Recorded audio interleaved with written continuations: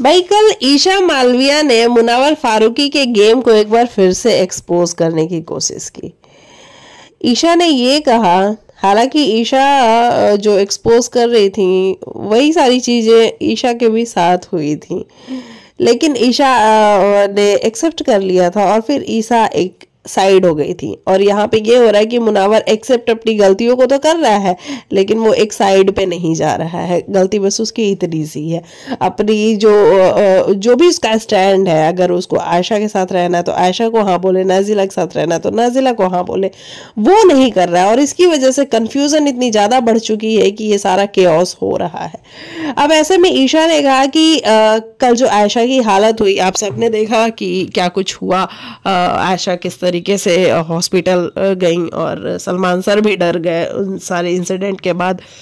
इसके बाद ईशा ने कहा कि ये जो हुआ है इसमें मैं टोटली आयशा को गलत नहीं मानती हूँ। मुझे लगता है कि इसमें 50 to 70% गलती मुनावर फारूकी की है, क्योंकि मुनावर पहले ये सपने दिखाता है, पहले ये बताता है, पहले ये कहता है कि भैया I am falling in love with you, और उसके बाद वो ऐसे जब नेशनल टेलीविजन पे मुकर जाता है तो लोग हर्ट तो होंगे ही।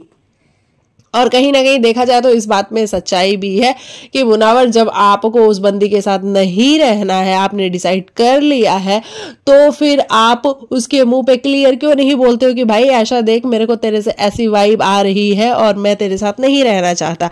लेकिन आप उसके साथ हंस भी रहे हो, आप उसके साथ बोल भी रहे हो, आप उसकी फिक्र भी कर रहे हो, आप उसके सिलेक्टेड कपड़े भी पहन रहे हो, और कहीं ना कहीं इशारों में बहुत सारी चीज़ें हो रही हैं। और उसके बावजूद जब सलमान सर पूछते हैं तो आप एकदम से ना बोल देते हो कि नहीं मुझे इसके साथ नहीं रहना है, तो उस बंदी को अफेक्ट तो होगा ही होगा।